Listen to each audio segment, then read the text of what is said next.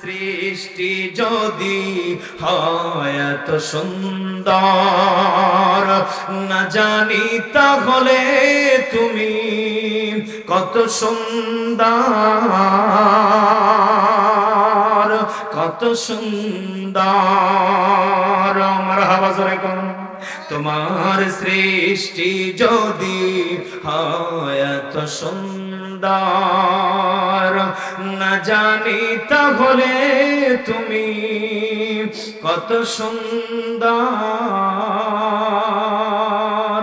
কত সুন্দর।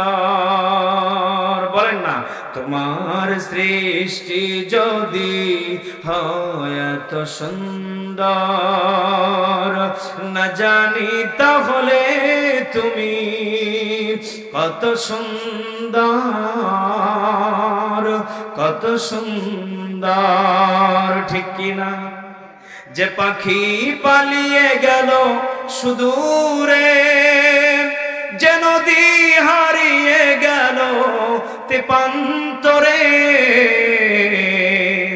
সেই পাখি সেই নদী, সেই পাখি সেই নদী হয় যদি এত সুন্দর, না জানি তাহলে তুমি কত সুন্দর, কত সুন্দর। জবানটা খুলে বলেন মারহাবা। কলিজার টুকরা বাবাজিরা বলেন তো দেখি, আল্লাহ আমাদেরকে সৃষ্টি করেছেন, বলেন তো কোন রকমের ত্রুটি রেখেছেন? আরো জোরে বলেন, রেখেছেন? ও বাংলার মুসলমান, একটু ভেবে দেখেন, এই মানব জাতিটাকে আল্লাহ এত সুন্দর করে আকৃতি দিলেন, এত সুন্দর করে সৃষ্টি করলেন। আল্লাহ রাব্বুল আলামিন বলেন, এই বান্দাকে আমি আল্লাহ জাহান্নামে দিতে লজ্জা পাবো। আমার কোন বান্দা যদি জাহান্নামের কাঠগড়াতে যদি দাঁড়িয়ে যায়, আমি আল্লাহ লজ্জিত হয়ে যাব।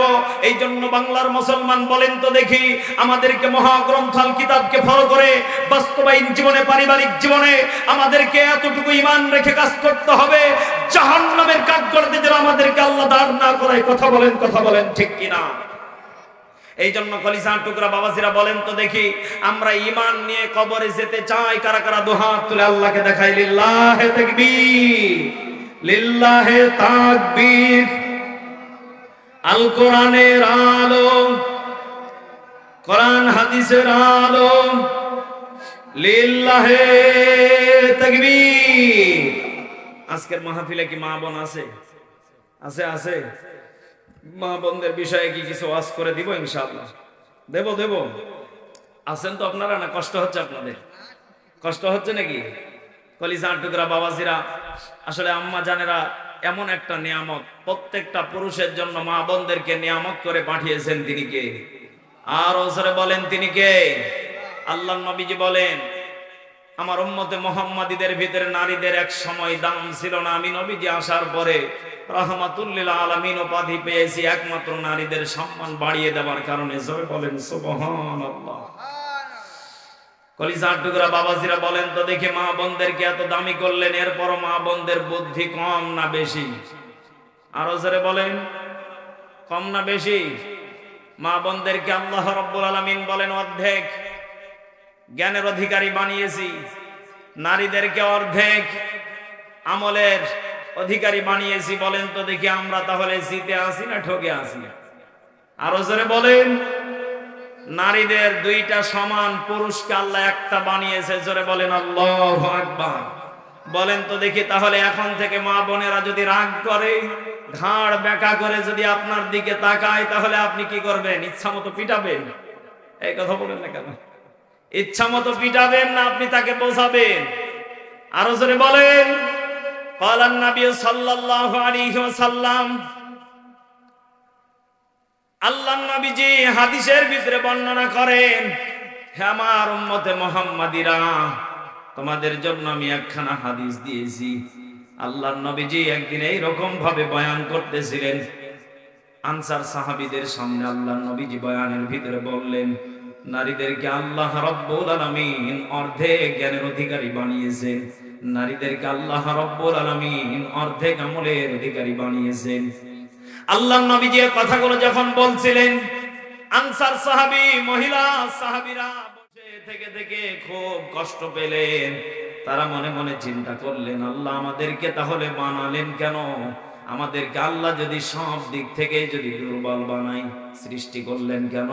এমনও মা বোনদের মনে প্রশ্ন জাগতে পারে কি পারে না? ও বাংলার মুসলমান, নারীদের কষ্ট বেশি, এরপর আল্লাহ রাব্বুল আলামিন নারীদের ধৈর্য কম দিয়েছেন, আমল কম দিয়েছেন। বলেন তো দেখি এর পিছনে মূল রহস্য কারণ আছে না নেই? আচ্ছা বলেন তো দেখি, কারেন্টের তার যেটা আমরা বিদ্যুৎ বলে জানি, এখানে তার দেওয়া থাকে কয়টা? বলেন বলেন। আচ্ছা বলেন তো দেখি, একটা তার দিয়ে কি ঘরের বাতি জ্বলবে, ফ্যান চলবে? একটা তার দিয়ে কখনো ঘরে লাইটিং করলে আলো আশা করা যায় না, ফ্যানের পাখা ঘোরানোর আশা করা যায় না। বলেন তো দেখি, দুইটা তারকে দুই রকম ভাবে পৃথক পৃথক করে বানিয়েছে। একটা হলো বেশি শক্তিশালী, আর একটাকে কম শক্তিশালী। বলেন তো দেখি, নেগেটিভ পজিটিভ করেছেন। বলেন তো এই বুদ্ধিটা বাঙালির মাথায় ঢুকিয়ে দিয়েছেন তিনি কে? দুইটা যখন সমান সমান হয়ে যাবে, মারামারি লেগে যাবে, আগুন ধরে যাবে, বাস্ট হয়ে যাবে, ঠিক কিনা? ও বাংলার মুসলমান, আমাদের দেশে কিছু ফেরাউন মার্কা পুরুষ আছে, হয়তো কষ্ট লাগতে পারে। ওয়ানাজ্জিনি মিন ফিরআউনা ওয়া আমালিহি ওয়ানাজ্জিনি মিনাল কওমিজ জালিমিন। ফেরাউন যত পরিমাণ আসিয়ার প্রতি জুলুম করেছিল, যতবার আঘাত করেছিল, বলেন তো দেখি আসিয়া বারবার করে আল্লাহর কাছে ভালো দোয়া করেছেন না বদদোয়া করেছিলেন? আর ওজনে বলেন, ভালো না বদদোয়া? ভালো দোয়া করেছিলেন। রব্বে কারীম, আমার স্বামী ফেরাউনকে আপনি জালেমদের কাতারে রাখিয়েন না। একজন স্ত্রী হওয়ার পরেও, নির্যাতিত স্ত্রী হওয়ার পরে, জুলুমের শিকার হওয়ার পরেও স্বামীর জন্য কখনো বদদোয়া করতেন না। বলেন তো দেখি, আমাদের দেশের মা বোনেরা অল্পতেই রেগে যায় স্বামীর প্রতি, অকাট্য ভাষায় গালিগালাজ করে, এমন নারী আমাদের সমাজে আছে না নেই? এই জন্য আমি মা বোনদেরকে বলতে চাই, আল্লাহর নবীজি বলেন, আমি আমার উম্মতে মুহাম্মাদীদেরকে আমি জানিয়ে দিলাম। আনসার সাহাবীদেরকে বয়ান শেষ করে আল্লাহর নবীজি যখন ফিরে যাচ্ছিলেন গন্তব্যস্থলে, একজন আনসার সাহাবী পর্দার আড়াল থেকে ডাক দিয়ে বললেন, ইয়া রাসূলুল্লাহ, ইয়া হাবিবাল্লাহ, আপনি দুইটা কথা বলেছে, নারীদেরকে অর্ধেক জ্ঞানের অধিকারী বানিয়েছে, অর্ধেক আমলের অধিকারী বানিয়েছে। ইয়া রাসূলুল্লাহ, আমি দুইটা প্রশ্নের ব্যাখ্যা আপনি আমাকে দিয়ে বাড়িতে যাবেন। চিৎকার মেরে বলেন আল্লাহু আকবার। আল্লাহর নবীজি যখন এই কথা শুনলেন, আল্লাহর নবীজি বললেন, আনসার সাহাবীরা, শুধু তুমি শুনলে হবে না, প্রত্যেকেই ডাক দাও, বিষয়টা ক্লিয়ার করে দে। আল্লাহর নবীজি এবার বললেন, তোমাদেরকে জ্ঞানের দিক থেকে আল্লাহ কম দিয়েছে, কারণ হলো এইটা। কারণ নারীদেরকে আল্লাহ জ্ঞানের অর্ধেক বানানোর পিছনে কারণ হলো একটা, কারণ প্রত্যেকটা নারী, বলেন তো দেখি, এরা নিজের স্বার্থ বেশি। কথা বলে না, নারীরা নিজের স্বার্থ বেশি। আরে ভাই বলছে, এই কথাটা বলতে পারেন না? বলেন বলেন, নিজের স্বার্থ বেশি বলছে। কোন নারী চায় না আমার স্বামীটা আসামি হোক। ও জানে আমার স্বামী আব্দুল্লাহর বেটাকে পিটিয়ে পা কেটে ফেলেছে, ও জানার পরে ও গোপন করে রাখবে, কারণ নারীদের এটা একটা বদ অভ্যাস। চাইবে না আমার স্বামীটা জুলুমের শিকার হোক, আমার স্বামীটা কষ্ট পাক, আমার স্বামীটা আমার কাছ থেকে পৃথক হয়ে যাক। ও মা, এই কারণে আল্লাহর নবীজি বলেন, নারীদেরকে কাঠ গড়াতে যখন দাঁড় করায়, একজন নারীর সাক্ষীতে রায় হয় না, বিচার কার্যালয়ে দুইজন নারীকে লাগে, আর একজন পুরুষই হলে যথেষ্ট হয়ে যায়। চিৎকার মেরে বলেন আল্লাহু আকবার। কারণ পুরুষ মানুষ কেমন দেখেন? পুরুষ মানুষকে যদি বলা হয়, এই বেটা অমুকের বেটাকে মেরে ফেলেছিস কেন, তোকে তো জেলে দেবে, ফাঁসি দেবে, পুরুষ মানুষ গর্জন দিয়ে বলে। পুরুষ মানুষের জন্য জেল জুলুম। কথা বলে না কেন?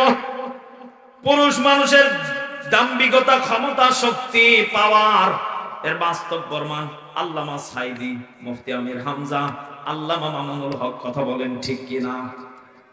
এই জালেমদের কাঠ গড়াতে 1 বছর না, 2 বছর না, আল্লামা সাইদি 15 থেকে 16টা বছর জালেমদের কাঠগড়াতে থেকেছেন, ওনাকে বারবার করে অফার করা হয়েছিল, আপনি যদি খালি আমাদের মওদুদীদের পক্ষে যদি কথা বলেন, আমরা আজকে থেকে আপনাকে জেল থেকে মুক্তি দিয়ে দেব। চিৎকার মেরে বলেন নাউজুবিল্লাহ। আল্লামা সাইদি একটা কথা বলেছিলেন, জীবন একবার এসেছি, জীবন একবার পেয়েছি, মরণ একবার হবে, মরতে একবার হবে। যদি আমাকে ফাঁসির মঞ্চেও যেতে হয়, আমি আল্লামা সাইদি ঈমান বিক্রি করতে পারবো না। আল্লাহু আকবার বলেন। ও বাংলার মুসলমান, টাঙ্গাইলের মুসলমান, মুফতি আমির হামজা ভাই বিনা অপরাধে পকেট মার, এরপরে ভেন্সিডেল, বিভিন্ন ধরনের মামলা দিয়ে যেই মানুষগুলোকে মানতে কেমন যেন মনে হয়, যেই কথাগুলো অবাস্তব কথাগুলো শুনলেই কেমন যেন মনে হয়, অথচ এই মানুষগুলোকে পকেট মারের অভিযোগ দিয়ে, বিভিন্ন ধরনের নিশাদ্রব্যর অভিযোগ দিয়ে 3টা বছর আমার আমির হামজা ভাইকে জেল খাটিয়েছে, আল্লামা মামুনুল হককে এমন ভাবে জেল খাটিয়েছে। বলেন তো দেখি, পুরুষদের হিম্মত কম না বেশি? আরো জোরে বলে। এই জন্য বাংলার মুসলমান মনোযোগ দিয়ে কথাটা শুনবেন। আল্লাহর নবীজি বললেন, নারীদেরকে অর্ধেক জ্ঞানের অধিকারী বানিয়েছে এটা আল্লাহর পক্ষ থেকে। নারীরা সব সময় স্বামীর প্রতি অগ্রাধিকার যদি যায়, তাহলে ওই নারী কখনো আসিয়ার মতো হতে পারবে না, ওই নারী কখনো আম্মাজান খাদিজার মতো হতে পারবে না। কারণ নারীরা কখনো মাঠে ময়দানে নামতে পারে না। নারীদের জন্য পর্দা নামক এই জায়গাটা চালু করে দিয়েছেন তিনি কে? ওয়াকারনা ফি বুয়ুতিকুন্না ওয়ালা তাবাররাজনা তাবাররুজাল জাহিলিয়াতিল উলা। জোরে বলেন আল্লাহু আকবার। বলেন তো দেখি, নারীদেরকে পর্দার হুকুম বিধিবিধান দিলেন তিনি কে?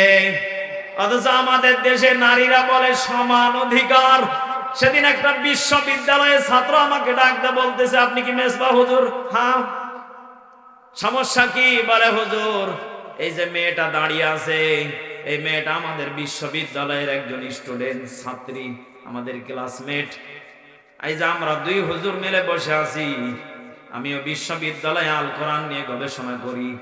হুজুর, বাস্তব কথা একটা বলি, আমি আমার জীবনে যতবার বাসে আমি উঠেছি, যদি আমি কোনো মহিলাকে দেখেছি দাঁড়িয়ে থাকতে, আমি সঙ্গে সঙ্গে তাকে বসার জন্য সিট ফাঁকা করে দিয়েছি। কিন্তু যেই দিন থেকে আমার বিশ্ববিদ্যালয় থেকে বলেছে, নারীরা মিছিল মিটিং নিয়ে বের করেছে, আমরা সমান অধিকার চাই, আমি সেই দিন থেকে ওদের মুখে জুতা নিক্ষেপ করেছি। আমি সেই দিন থেকে বলি, পুরুষ দাঁড়িয়ে থাকবে বাসে, তুমিও নারীও বাসে দাঁড়িয়ে থাকবে। কথা বলেন ঠিক কিনা? এই জন্য আমার মা বোনেরা নিজের সম্মানকে নিজেরাই নষ্ট করেছে। মা বোনদেরকে আমি বিশেষ করে বলতে চাই, মা, আপনাকে সমান অধিকারের জন্য দৌড়াতে হবে না, আপনাকে রাস্তাঘাটে মিছিল মিটিং করতে হবে না। কারণ পুরুষদেরকে আল্লাহ বীর পুরুষ বলে স্বীকৃতি দিয়েছেন। আপনারা ঘরটাকে জাকজমক করে রাখবেন, স্বামী বাহির থেকে আসবে, আনন্দ দিবেন, খুশি মনে মাথাগুলো মেসওয়াক করে দিবেন, পরিষ্কার করে দিবেন, স্বামীকে গোসলের জন্য পানি গুলিয়ে গিয়ে দিবেন, জামা কাপড়ে গিয়ে দিবেন। বলেন তো দেখি, স্বামী স্ত্রীর ভিতরে মহব্বত সৃষ্টি করে দিবেন তিনি কে? আর ওসরে বলেন তিনি কে? ও বাংলার মুসলমান, এরপরে আল্লাহর নবীজি বললেন, আমলের দিক থেকে নারীদেরকে কম দেওয়া হয়েছে। আনসার সাহাবী মহিলা ডাক দিয়ে বললেন, কি ব্যাপার, আমরা কি এমন আমল কম করি? ও বাংলার মুসলমান, বলেন তো দেখি, আম্মা জানদেরকে প্রতি মাসে 3 থেকে 5 দিন, 7 দিন, 10 দিন অ্যাঙ্গেলে সিস্টেমে মার দিয়েছেন তিনি কে? ভিতরে আর গেলাম না, এতটুকু বুঝলে বুঝেন, বুঝলে বুঝ পাতা, না বুঝলে এই কথা বলে না কেন? মা বোনেরা চাইলে মাহে রমজানে রোজা রাখতে পারে না? পারে? হ্যাঁ, পারে না। ওরা মাহে রমজানে প্রতিটা মাসে, যে মাহে রমজান আসে 11টা মাস পরে, ওরা মন চাইলেই ফুল মাস রোজা রাখতে পারে না, ফুল মাস ইবাদত বন্দেগী করতে পারে না। এই জন্য আল্লাহর নবীজি বলেন, নারীরা তোমরা শুনে রেখে দাও, তোমাদের যে ঘাটতিগুলো আছে, ফাঁকা জায়গাগুলো আছে, 1 নম্বর তোমরা বেশি বেশি করে দান করবে, 2 নম্বর বেশি বেশি করে স্বামীর খেদমত করবে। আমাদের দেশে এমন স্বামী আছে, বলেন তো দেখি, বইয়ের কাছে ধৈর্য কুলাবার পারে না, এমন স্বামী আমাদের দেশে আছে না?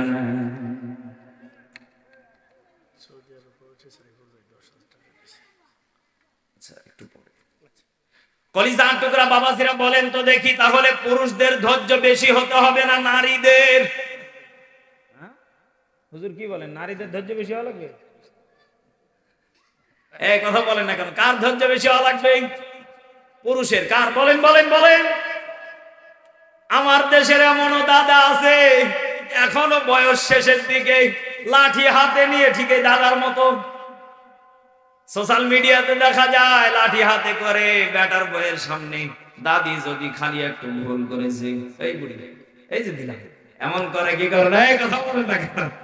শরীর চলে না, ও ছাতা, নিজে হাঁটতে পারে না, দাদা লাঠি নিয়ে খালি দাদি খালি ভয় দেখায়। কি গো, এই অভ্যাস ছিল ফেরাউনের। কথা বলেন না কেন? যত রাগারাগি বাইরে হতো, ফেরাউন এসে আসিয়ার উপরে জুলুম করতো। কথা বলেন ঠিক কিনা? ও বাংলার মুসলমান, এখনো যারা ফেরাউনের মতো বিবিকে যারা শাসন করেন, মারতে মারতে আব্বা ডাকিয়ে ফেলেন, দিনে রাতে 14 বার তালাকের কথা বলেন, বলেন তো দেখি, এরা হলো টাটকা ফেরাউনের আপন ভাই। জিল্লা কোন ঠিক কিনা? কারণ ফেরাউন আসিয়ার সাথে এক জায়গাতে দুর্বল। বলেন তো দেখি, আসিয়ার সাথে শোয়ার ভাগ্য হয় নাই, অ্যাঙ্গেলে ফেরাউনকে মার দিয়েছেন তিনি কে? আরো জোরে বলেন, তিনি কে? এই জন্য যারা বীর পুরুষ, তারা ফেরাউনের মতো হতে পারে না।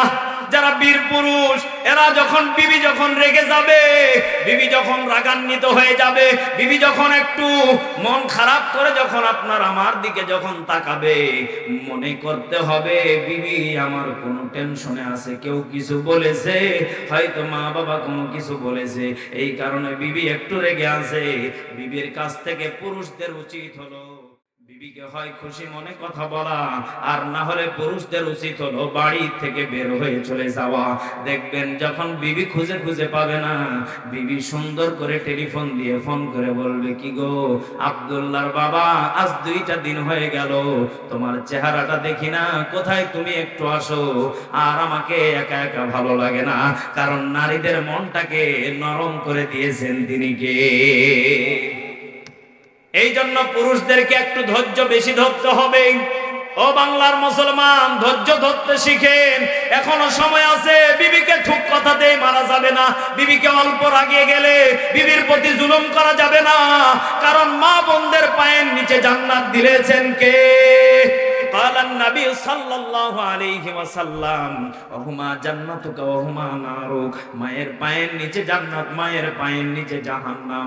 বলেন তো দেখি, আমাদেরকে এতটুকু সেন্স রাখতে হবে, আপনার বিবিকে আপনি যদি ভালোবাসা দিতে পারেন, আপনার বিবির পেট থেকে যেই সন্তান জন্মগ্রহণ করবে, আপনি যেই কালচার শিক্ষা দিবেন, যেমন চরিত্রবান বানাবেন, তেমনি আপনার সন্তান শিক্ষায় শিক্ষিত হবে। চিৎকার মেরে বলেন ঠিক কিনা?